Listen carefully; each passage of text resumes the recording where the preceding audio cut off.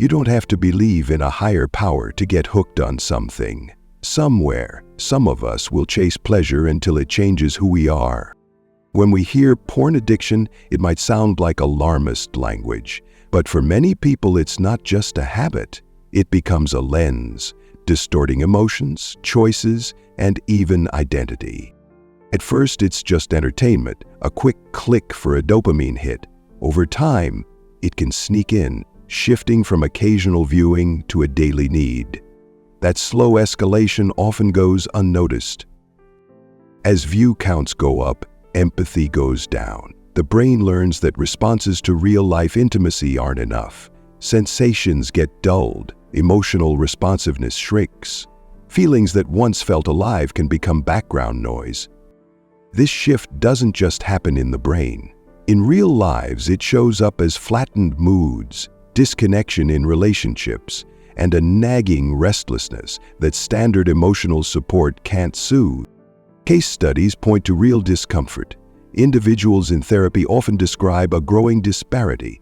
They crave connection, yet every attempt to reach out feels mismatched, hollow. They feel like specters watching life happen around them. But claims of brain rewiring can sound abstract. Let's ground this.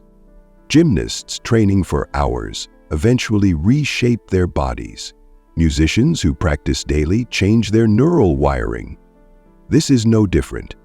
Repeated porn use rewires neural pathways tied to reward. Peer-reviewed studies show chronic use lowers dopamine receptor sensitivity. That leads to tolerance, where more stimulation is needed for the same effect. The cycle becomes more porn, less real satisfaction. What about the social side? The more someone relies on virtual interaction, the more the cues of real intimacy, eye contact, tone, gentle touch, fade from relevance. Picture this. Someone who once found joy in cooking a meal for a partner now feels only mild pleasure. The difference? The quick, intense reward of porn made everything else feel slow, effortful, plain. It isn't just intimacy that reconfigures.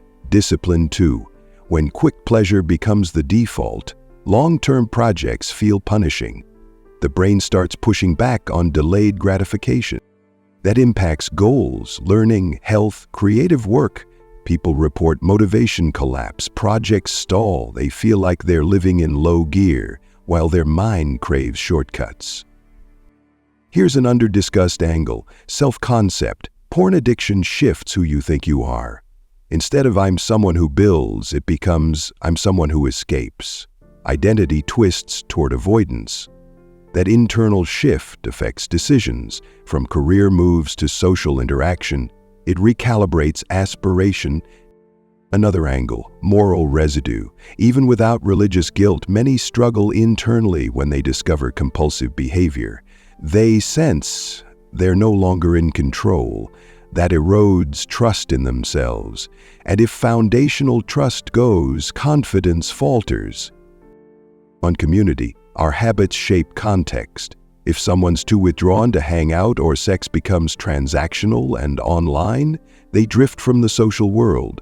That seclusion can invite anxiety, depression, even loneliness. We often hear about religious communities warning against moral decay, but here's the truth. Belief systems, or lack thereof, don't immunize us from harm. Overlooking evidence and refusing self-scrutiny make things worse. When religion rejects science, when it blames the individual instead of examining roots, people suffer.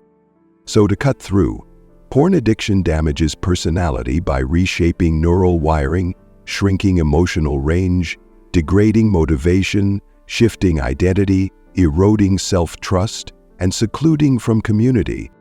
Not from divine punishment, but from repeated loss of autonomy.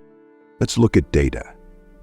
A 2016 study of university students found that problematic porn use correlates with lower life satisfaction, less optimism, and higher loneliness compared to peers who didn't struggle with it. More recent surveys paint a similar picture. Heavier viewers report more social anxiety, more relationship dissatisfaction, and more depressive symptoms. The connection isn't perfect cause and effect, but it's consistent enough to warrant attention. Consider real cases. A man in his late 20s, intelligent, creative, successful, noticed he could no longer focus on writing. He felt drained. His partner confessed loneliness. He realized he was living with his gaze turned inward. Only when he took intentional breaks, shifted focus to meaningful goals, and addressed trauma did the fog lift. Here's a unique angle rarely mentioned: porn addiction as existential fatigue. In plain terms, it's weariness with one's own self. When we use something to tune out, to avoid being a person with doubts, meaninglessness, or brokenness, we're throttling the self. Over time, that self forgets how to stand. That fatigue doesn't just harm intimacy, it erases the sense of craftsmanship, pride, even curiosity. The person becomes a bystander to their own life. Another rarely discussed impact: social mimicry. On heavy porn sites, scripted roles and performance guidelines teach narrow, often harmful ideas about bodies, pleasure, consent. Viewers start internalizing that script. That changes how they show up in dating, how they view consent, how they expect others to act. Real relationships bear the weight. We rarely talk about how that reframes respect. Consent becomes choreography. Intimacy becomes an exchange of acts, not shared vulnerability. At community scale, that matters. When many are affected, the cultural script shifts. Subtle expectations, matching performance, sexual availability get normalized. That normalizes detachment, objectification, and a transactional view of people. Let's step back. This isn't moral panic. It's a call for awareness. If we accept that behavior shapes brain, that what we practice we become, then we can choose practice more wisely. We don't need sermons or dogma to find meaning. We need honest self-reflection, supportive spaces, and frameworks that prioritize autonomy and presence. That starts with asking, what am I avoiding? What feeling am I deflecting? Some interventions stand out. Digital hygiene, understanding triggers, using filters, scheduling offline time. Behavioral strategies, replacing automatic porn use with intentional habits. Exercise, creative projects, social connection. Therapy can help unpack roots, stress, trauma, lack of purpose, and community, friends, support groups, recovery networks, offers lived experience and shared accountability. One more dimension: meaningful connection. When porn addiction loosens the grip on real intimacy, regaining it requires courage, vulnerability, awkwardness, small steps, relearning how to be seen, how to see. There's no universal road out, but many report that when they rebuild practice around presence, listening deeply, slowing down, choosing substance over stimulus, their senses return. Colors feel brighter, conversations feel real. That isn't spiritual language, it's human language. It's about reclaiming your humanity from a screen. To wrap up, porn addiction isn't about sin or virtue, it's about neuroscience, psychology, the architecture of habit. It's about how repeated behavior sculpts a personality, and it's about what happens when that personality gets hijacked by escape. Recognizing this isn't judgment, it's clarity. It's saying, you matter. You deserve the fullness of experience, growth, challenge, intimacy, without substitution. Watching, clicking, scrolling may feel harmless, but if it empties life before you know it, then it deserves attention. In the end, recovery is reclamation of attention, of agency, of presence. That's not abstract or far away. It's resilience built day by day. You don't need belief to have purpose, you need honesty and courage. And when those come, recovery doesn't just heal, it transforms. That transformation isn't about becoming someone else, it's about returning to yourself, without the noise, without the numbness, without the constant drag toward escape. Many who recover from porn addiction say the same thing in different ways. I didn't know how much I was missing until it stopped. Not just missing connection, but time, energy, focus. The little things like sitting through silence without discomfort, or being fully present in a conversation without zoning out. We don't talk enough about how porn consumption, even when not compulsive, can shape expectations over time. It raises the bar for stimulation, lowers the threshold for boredom, and warps the sense of what closeness should feel like. That doesn't just harm personal relationships, it rewires how we respond to life itself. Things that require patience, vulnerability, or emotional nuance start to feel flat. Not because they are flat, but because our internal calibration is off. When porn becomes a steady habit, it hijacks the reward system. And the trouble with a hijacked reward system is that nothing else feels worth it anymore. Food tastes dull, art feels static, conversations feel long. Everything real demands more effort and delivers less instant pleasure. The brain isn't broken, it's just trained, and like any trained pattern, it can be untrained. But that takes time and often discomfort. One of the overlooked costs of long-term porn addiction is what it does to your relationship with boredom. Boredom used to be a space for imagination, for rest, for reflection, but now it feels like a crisis, something to escape immediately.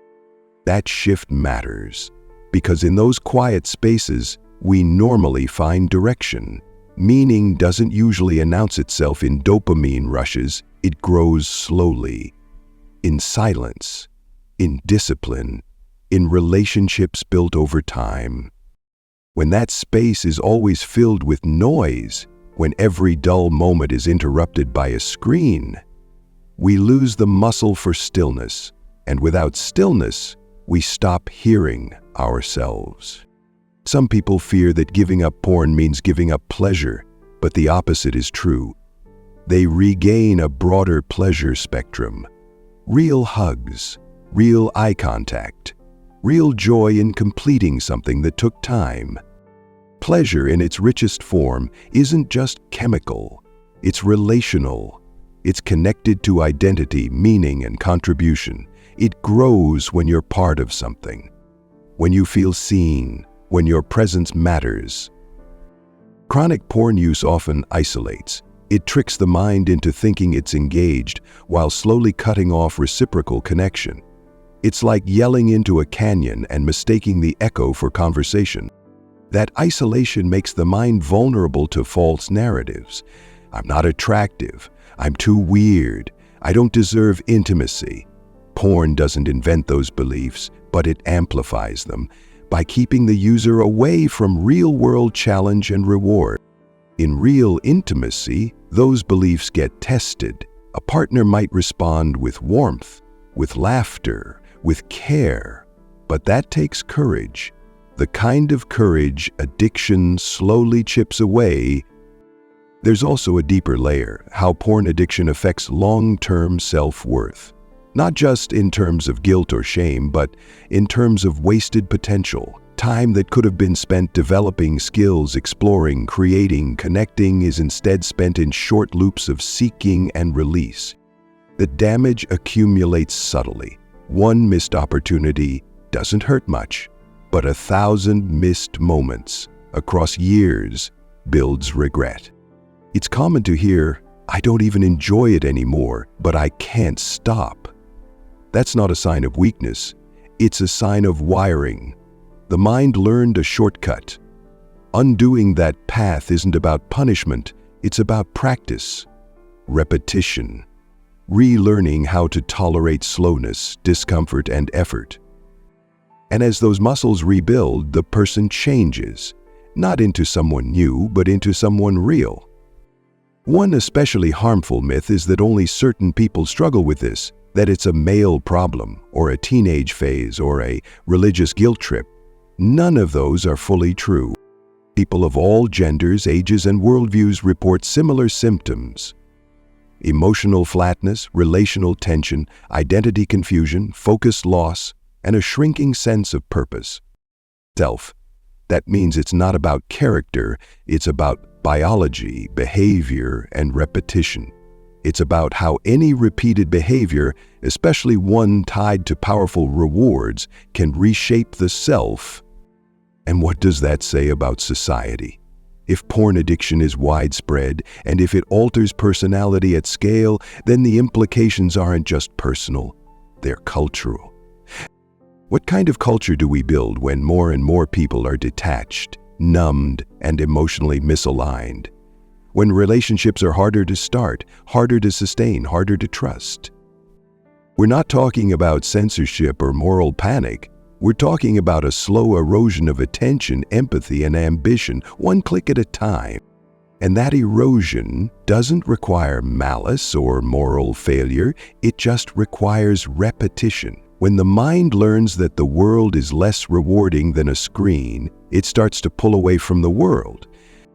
That withdrawal doesn't always look dramatic. Sometimes it's just a quiet settling. Lower expectations, a slower pace, a shrinking circle of care. People stop taking risks, stop reaching out, stop dreaming. Not out of despair, but out of numbness. That's the real danger, not scandal, not sin, but slow subtraction, a dulling of what it means to be human. And yet, there's a way back, not through guilt, not through fear, but through awareness, through pattern recognition, through practice. People recover, not into perfection, but into agency, into clarity, into vitality.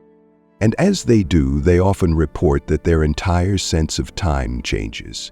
Days feel fuller, conversations feel deeper, the future stops feeling like a blur. It's not that life becomes easier, it's that they become more alive in it. That's the quiet power of recovery, not just to quit a habit, but to reclaim a life. One of the most powerful but under-discussed parts of recovery is that it teaches the mind how to want again, not just crave. There's a difference. Craving is compulsive, automatic. Wanting is conscious. It's rooted in awareness. It's connected to values. And over time, people start wanting different things. Not just intensity, but connection. Not just novelty, but depth. Not just escape, but creation. They realize that what they actually missed wasn't stimulation, it was meaning. That slow, stable sense of participating in life, not just watching it drift past. Many describe the return of curiosity. Curiosity about other people, about art, about their own emotions. They notice music feels richer. Walks feel grounding. Sleep comes easier. Energy returns. And in relationships, the shift is just as real. Intimacy stops feeling like a performance and starts feeling like a collaboration. They're more attuned to their partner's reactions, more interested in giving, not just getting. That shift is huge because porn addiction trains the brain toward consumption. Recovery reorients it toward connection, toward response. Think about how that changes emotional resilience. A person who is deeply connected to others can weather more stress. They have places to turn, their nervous system co-regulates. But someone who's withdrawn and numbed is left managing everything solo. That's why emotional isolation doesn't just feel bad. It amplifies addiction, because now the behavior isn't just a habit, it's a crutch. It's filling a gap that relationships could fill, if only they were reachable. One of the cruel ironies of porn addiction is that it often starts from a place of loneliness, but ends up creating more of it. Not deliberately, but structurally. Because when you swap out real interaction for digital fantasy, you lose the friction, the awkwardness, and the growth that real connection demands. So it gets harder to start conversations, harder to feel seen, harder to be vulnerable. Over time, the skill of closeness atrophies. That's not just about romance, it's about all human bonds, friendships, families, even professional networks. They're all built on sustained attention and shared presence. When you don't practice those, you lose fluency. And here's where recovery surprises people. Once the habit loosens its grip, they don't just feel different, they are different. They act differently. They speak more directly, they listen better, they hold eye contact longer. That's personality repair, not in some abstract moral sense, but in a functional, observable way. The self starts working again, not chasing stimulation, not numbing discomfort, but engaging reality as it is. Let's look at something subtle but important, the way porn addiction affects moral reasoning. Not religious morality, just everyday ethical judgment. Porn, especially in its most extreme or exploitative forms, desensitizes the user to context, to consent, to care. Over time, people stop noticing red flags, or worse, they internalize a sense that using people is normal, not because they want to harm, but because their mental models of intimacy get skewed. And when those distorted models play out in real life, people feel confused. Why didn't that go well? Why do I feel distant even when I'm with someone? Why do they pull away after we get close? These aren't random experiences, they're symptoms of misalignment. The map they're using to navigate human connection was drawn by scripts that don't reflect reality. They reflect fantasy. And the longer someone follows that map, the more lost they become. Until, at some point, they realize the destination doesn't exist, not in the real world, not with real people, not with real selves. That realization is painful, but also clarifying, because now they can start building a new map, not based on fantasy, but on feedback, on experience, on presence. Here's another dimension often missed in conversations around addiction, the role of existential clarity. When you recover, you don't just get your brain back, you start asking better questions. What do I want to build? Who do I want to be? What kind of world do I want to live in? These aren't just motivational slogans, they're orienting mechanisms, tools for constructing a life with direction. Addiction blurs those questions. It reduces them to, how do I feel right now? How do I escape this discomfort? But recovery expands the frame. It adds time, texture, vision. People begin to notice the cost of wasted years, not to punish themselves, but to take responsibility moving forward. They want to use their time, not just pass it. And maybe that's the most human impulse of all, the desire to matter, to contribute, to live in a way that leaves a mark not in the digital ether but in the lives of others. Porn addiction, like many modern compulsions, sells the illusion of agency. You choose when to watch, you choose what to click. But the paradox is, over time you stop choosing. The algorithm chooses, the pattern chooses. Real freedom isn't about unlimited options. It's about aligning actions with intention. It's about saying, this is who I am, this is what I value, this is how I live. You don't need a belief system to feel that. You just need attention, ownership, and time. People who've moved past porn addiction often describe it not as a war they won, but as a weight they put down, a noise they turned off, a filter they removed. And with that, life comes back into focus, not as perfect, not as easy, but as real. The colors are sharper, the pauses are richer, the stakes are higher, and so is the reward. When we talk about porn addiction damaging personality, we're not using poetic language. We're talking about practical, observable, measurable change. Less motivation, less connection, less creativity, more anxiety, more emotional blunting, more avoidance. These aren't character flaws, they're neural consequences. And they don't come all at once. They creep in, slowly, over weeks, months, years, until one day you look up and realize your life is smaller than it used to be. It's not just what you're doing that's changed. It's how you're doing everything else. With less drive, less care, less hope. But again, that's not where it has to end. Personality isn't fixed, It adapts to practice. And the minute you stop feeding those patterns, they start to fade. Not immediately, not easily, but reliably. You don't need to believe in redemption to experience recovery.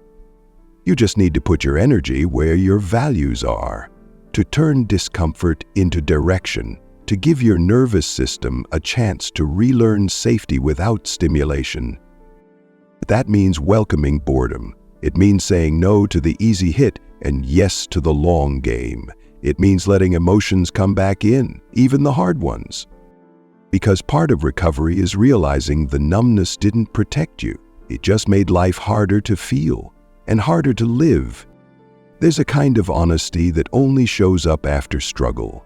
When someone says, "I lost years to this, but I'm getting them back," you believe them. Because it's not theoretical, it's earned. And that honesty has a ripple effect.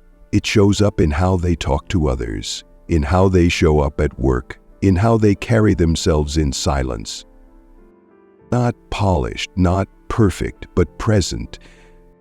If personality is the sum of your patterns, then addiction warps those patterns, but it doesn't have to define them. You can outgrow your conditioning, you can rebuild presence, you can move from compulsive to consciousness to a conscious. It starts small, shutting the laptop instead of opening that tab, texting a friend instead of scrolling, going for a walk instead of escaping into a loop. These choices compound. And over time, so does the change. You'll notice things again, smell things again, want things again, not because they're easy, but because they're real. And if you ever think this is about repression or moral purity, it's not. It's about clarity. It's about keeping your mind tuned to life, not to illusion. Because if we keep rewarding ourselves with simulations, we forget how to earn satisfaction. And satisfaction is what gives life texture. No one ever says, "I'm glad I spent my 20s chasing dopamine in a dark room," but many say, "I wish I had learned sooner what I was actually chasing." Sometimes what we're seeking isn't pleasure, it's relief. From stress, from fear, from emptiness. And porn offers that relief for a moment. But never for long, never for free. What heals is meaning, what grounds us is connection, what lasts is presence. Not the absence of pain, but the presence of something better. So if you're in that loop right now, this isn't a verdict, it's a reminder. You are not your habit, you are what you practice, you are what you return to. You can exit the loop, one honest choice at a time. And when you do, you're not just walking away from a screen, you're walking toward yourself, toward relationships that matter, work that matters, days that feel full, and a personality that isn't shaped by what you avoid, but by what you build. Thank you for listening.